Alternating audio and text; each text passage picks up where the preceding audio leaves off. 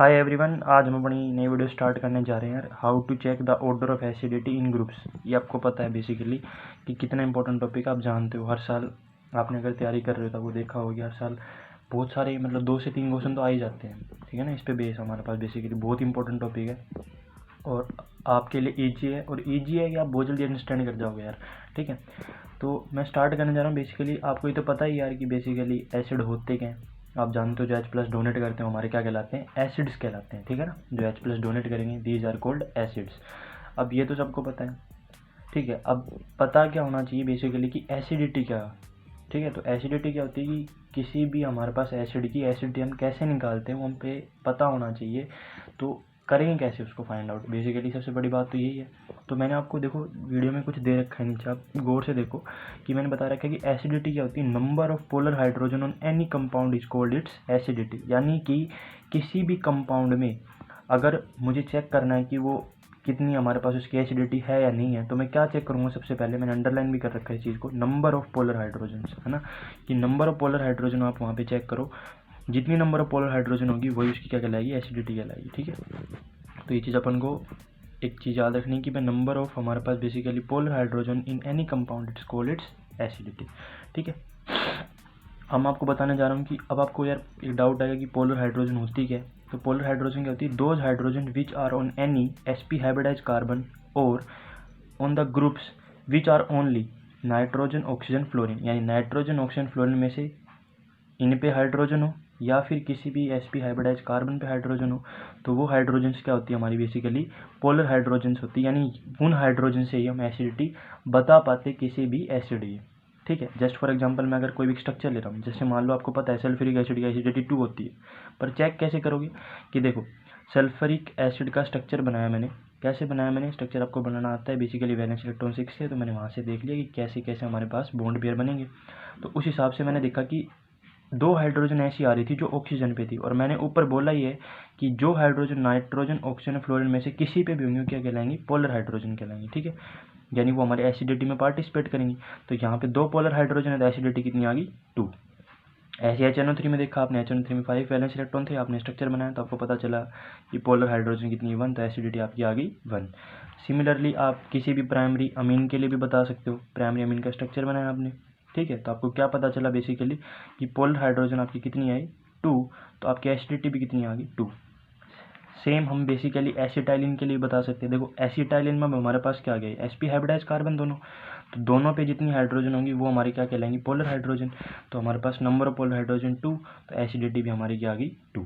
तो आपको पता चल गया कि एसिडिटी के लिए आपको क्या चेक करना है, बेसिकली पोलर हाइड्रोजन और the hydrogen which are on any nitrogen oxygen fluorine group या फिर sp हाइब्रिडाइज एंड कार्बन, ठीक है। तो आप वहाँ से क्या निकाल सकते हो, एसिडिटी निकाल सकते हो। अब ये तो यार आ गई कॉमन चीज़, ठीक है। अब क्या होता है ना, हमारे पास मेनली जो इम्पोर्टेंट चीज़ है वो ये है कि हम पता कैसे लगाएं कि बेसिकली कि ऑर्डर कैसे चेक करें ना। यार ये सब तो आप चलो मान लो आपको पता भी चल गई, जो मेन चीज़ क्वेश्चन पेपर में पूछाती है कि कैसे आप पता लगा पाओगे कि ऑर्डर ऑफ एसिडिटी क्या होगा अगर बहुत सारे कंपाउंड दे रखे हैं। तो उसके लिए क्या करोगे आप, तो मैं आपको एक टॉपिक देखो, आपको हेडिंग में दिखी होगी, how to check the order of acidity between many compounds. तो उसके लिए आपको मैं स्टेप्स बताऊंगा कुछ, ये बेसिक स्टेप है।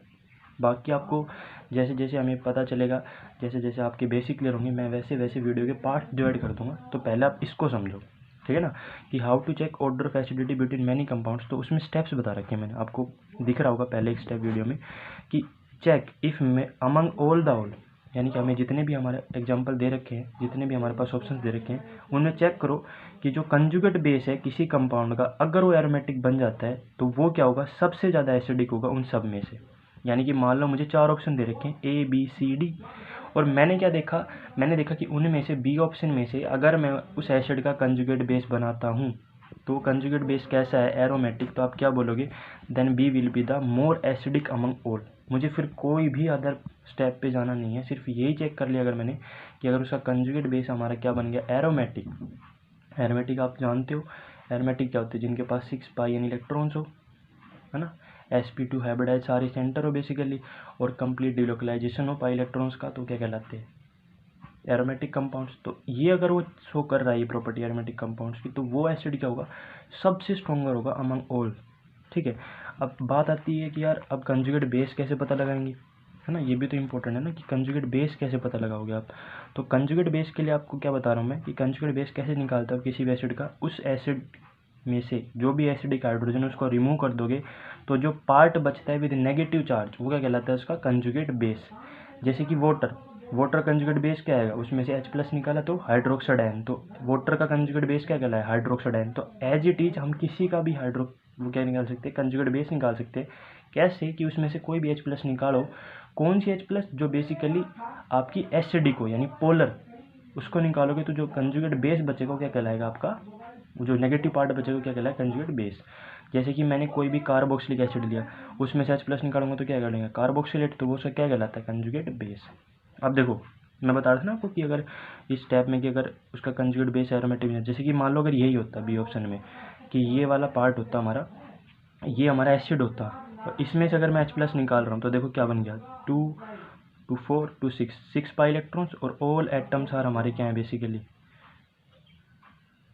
है ना, बन गए ना, 2 2 4 2 6 बन गए, 6 बन गए। कंप्लीट क्या हमारे पास डीलोकलाइजेशन है, तो हम क्या बोलेंगे बेसिकली 6 पाई इलेक्ट्रॉन को सेटिस्फाई करेगा, यानी ये हमारा क्या बन गया, एरोमेटिक कंपाउंड। तो एरोमेटिक कंपाउंड यानी इसका एसिड क्या होगा, ये सबसे स्ट्रॉन्गेस्ट एसिड होगा, समझ गए आप। तो बेसिकली याद रखो कि स्ट्रॉन्गेस्ट एसिड क्यों बना, क्योंकि 6 पाई इलेक्ट्रॉन कंप्लीट डीलोकलाइजेशन यानी एरोमेटिक कंपाउंड बन गया, और हमारे पास ये सबसे स्ट्रॉन्गर क्या होगा, एसिड होगा। अमंग कोई भी दे रखा हो फिर आपको, वो बात की बात है, सबसे पहले आपको ये चेक करना है।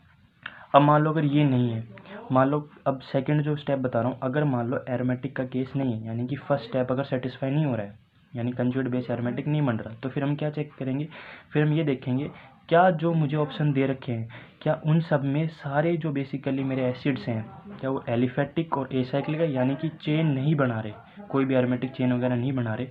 देन तो उस वक्त अगर आप जानते हो कि भाई एलिफेटिक होगा, तो फिर हम क्या चेक करते हैं, हम चेक करते हैं electron displacement effect, that is called -I, ठीक है ना। तो हम क्या चेक करते हैं उस वक्त, -I इफेक्ट चेक करते हैं। तो आप एक चीज़ याद रखो कि अगर एरोमेटिक नहीं है और एलिफेटिक यानी ओपन चेन है ना, ओपन चेन है, तो बेसिकली आप क्या चेक करोगे, -I इफेक्ट। अब ये तो अब मैंने बता दिया आपको -I इफेक्ट, तो अब आपके दिमाग में आ गया भाई -I इफेक्ट कैसे देखेंगे। तो -I इफेक्ट किसके प्रपोर्शन होता है, आप ये याद रखो कि -I इफेक्ट जो होता है डिपेंड करता है इलेक्ट्रोनेगेटिविटी पे। कंपाउंड जितना ज़्यादा इलेक्ट्रोनेगेटिव होगा उसका -I इफेक्ट उतना ज़्यादा होगा, है ना, यानी उसका इंडक्टिव इफेक्ट खींचने का बहुत ही ज़्यादा होगा। -I का मतलब होता है कितना ज़्यादा आप किसी चीज़ को खींच सकते हो, खींचोगे तब जब आप मोर इलेक्ट्रोनेगेटिव होगी तभी आप खींच पाओगे ना इलेक्ट्रॉन किसी से। तो -I directly proportional to electronegativity. तो इससे आप किसी भी एसिड की एसिडिक स्ट्रेंथ निकाल सकते हो। Just for example HCl HBr HIHF में आपको निकालना है, तो आप क्या देखोगे कि यार इन सब में जो -I इफेक्ट होता है वो किसका ज़्यादा होता है, फ्लोरीन। देन तो HF HCl HBr HI, ये आपका एसिड का स्ट्रेंथ का ऑर्डर आ जाए कि कौन स्ट्रॉन्गर एसिड होगा। ऐसे H2S में निकाल सकते हो आप, H2S में से oxygen is more electronegative than sulphur, तो वो एसिडिक स्ट्रेंथ में ज़्यादा पाएगा, ठीक है। क्या आपको समझ में आ गया ना मैं क्या कहना चाह रहा हूँ बेसिकली। तो ये चीज़ अपन को पता होनी चाहिए कि अपन कैसे देखेंगे कैसे नहीं देखेंगे एसिडिक स्ट्रेंथ। जैसे कि फॉर एग्जांपल अगर मान लो, अभी तो आपको मैंने सिंपल बताया, मैं आपको बताना चाह रहा हूँ, जैसे कि मान लो फॉर एग्जांपल मैंने ये एग्जांपल लिया, ठीक है ना, आपको दिख रहा होगा यहाँ पे कि मैंने एक एग्जांपल लिया जिसमें आपको दिख रहा है कि मेरे पास क्या है, मैंने यहाँ पे लिया है, ये इस वीडियो में आपको दिख रहा होगा कि मैंने बेसिकली क्या ले रखे हैं, प्रोपेनोइक एसिड ले रखे हैं, देखो आप दिख रहा है ना 1 2 3 कार्बन, और मैंने fluorine chlorine bromine same position पे लगाया, बस मैंने क्या कर दिया, जो बेसिकली ग्रुप था जो एसिडिक बढ़ा रहा था, जो -I ग्रुप था वो मैंने अलग अलग बदल दी। तो मुझे अब इसमें क्या देखना है सिर्फ कि -I कैरेक्टर किसका ज़्यादा होगा, फ्लोरीन क्लोरीन ब्रोमीन में से। तो फ्लोरीन मोर इलेक्ट्रोनेगेटिव, तो सबसे ज़्यादा एसिडिक कौन पाएगा, A, then B and then C। तो इसमें आपको सिर्फ क्या चेक करना था भाई, पहले आप ये तो समझ गए पेरेंट चेन सेम है। अब आपने देखा कि ग्रुप क्या शो कर रही है, -I। मैंने बोला था ना एलिफेटिक चेन में क्या चेक करोगे, -I। तो -I आपने चेक करा तो -I सबसे ज़्यादा किसका होगा, फ्लोरीन, फिर क्लोरीन, फिर ब्रोमीन। तो एसिडिक स्ट्रेंथ भी A B एंड C। अगर मैं चाहूँ तो इसमें चेंज कर सकता हूँ, क्या मैं चाहूँ तो ये जो सेम ग्रुप है इसको डिफरेंट पोजीशन पे हटा सकता हूँ, है ना। मान लो मैं सेकंड पे धर दूँ, थर्ड पे धर दूँ, तो उस हिसाब से फिर क्या फ़र्क पड़ेगा यार, अभी तो सारे सेम पे थे। अब मान लो मैं किसी भी एक सेम ग्रुप को, इनमें से किसी भी, जैसे मान लो मैंने फ्लोरीन को उठाया और मैंने उसको पोजीशन वाइज बदलता गया, मैंने उसको पहले फर्स्ट पे रखा, फिर सेकंड पे, थर्ड पे, फिर मैंने पूछा कि बताओ अब क्या होगा एसिडिक स्ट्रेंथ का ऑर्डर। तो उस वक्त आप क्या चेक करते हो कि आप बोलते हो कि उस वक्त हमारा माइनस आई जो होता है वो डिस्टेंस पे इन्वर्सली प्रोपोर्शनल होता है, यानी कि डिस्टेंस जितनी कम पाएगी हमारा एसिडिक स्ट्रेंथ उस कंपाउंड का ज़्यादा पाएगा जिसमें minus I containing group lowest position पे होगा। जैसे कि हम मान लो ए ऑप्शन इसमें सेकंड पे है, बी में थर्ड पे है और सी में फोर्थ पे है। तो आपने बेसिकली आईपीएससी नेमिंग करके पता चला आपको कि second, third and then fourth. तो आपने क्या देखा कि सबसे ज़्यादा नियरेस्ट कौन आ रहा है, ये, फिर ये और फिर ये। तो ऑर्डर क्या आएगा, ए बी एंड सी। तो मैंने बोला अगर सेम पोजीशन सेम ग्रुप और डिफरेंट पोजीशन पे है तो आप क्या देखोगे, डिस्टेंस, क्योंकि माइनस है तो सेम ही देगा वो, बस अब डिस्टेंस देखनी है उसके हिसाब से माइनस है उसकी कम होती जाएगी, डिस्टेंस बड़ी माइनस है कम, ठीक है। फिर आता है कि अगर मान लो जो कंपाउंड दे रखा है जिसकी हम एसिडिटी चेक कर रहे हैं उनमें से कोई एक कंपाउंड एरोमेटिक है ना, मतलब मान लो मुझे कंपाउंड्स दे रखे हैं और उन कंपाउंड्स में से मेरे कुछ कंपाउंड ऐसे हैं जो एरोमेटिक हैं, ठीक है। तो मैं सबसे पहले क्या जाऊँगा, उन कंपाउंड्स पे जाऊँगा जो एरोमेटिक है। तो याद रखो अब क्या होता है, कई बार क्या होता है ना कि आपको ऑप्शन में सारे कंपाउंड एरोमेटिक दे देगा, मतलब बेंजीन उनकी हमारे पास पेरेंट चेन और उस पर ग्रुप बदलता जाएगा, किसी पे NO2 कर देगा, किसी पे कार्बोक्सिलिक एसिड कर दे, किसी पे सल्फोनिक, मतलब किसी पे OH, कुछ भी करता जाएगा और पेरेंट चेन आपकी बेंजोइक एसिड रखेगा, मतलब बेंजीन रखेगा। तो बेंजीन रखते हुए अगर वो कंपाउंड को बेसिकली जज करने के लिए कहता है कि बताओ अगर सारे बेंजीन है, सारे एरोमेटिक है, तो बताओ कैसे बताओगे आप एसिडिटी उनकी। तो उसके लिए मैं क्या बता रहा हूँ कि if compound is aromatic then we check -M या -R इफेक्ट, जिसे हम मेसोमेरिक इफेक्ट बोलते हैं। यार आपको ये पता होना चाहिए, बाकी आपको पता नहीं, बता दूंगा मैं बाद में आपको, पर आपको अभी याद रखना है कि -M इफेक्ट क्या होते हैं, -M -R इफेक्ट क्या होती है, मेसोमेरिक इफेक्ट होते हैं। मेसोमेरिक इफेक्ट मतलब जब रिंग एरोमेटिक होती है और उस पर हम कोई ग्रुप लगाते हैं तो अगर वो ग्रुप बेसिकली इलेक्ट्रॉन विड्रॉइंग होता है तो वो क्या शो करता है, -M इफेक्ट। अगर वही ग्रुप एलिफेटिक पे होगा तो क्या शो करेगा, -I। तो -M कब शो होता है, जब रिंग एरोमेटिक हो और वो ग्रुप जो उस पर लगा हुआ है वो क्या हो, इलेक्ट्रॉन विड्रॉइंग ग्रुप। देखो मैंने बोला भी है -M is directly proportional two electron withdrawing group, ठीक है ना।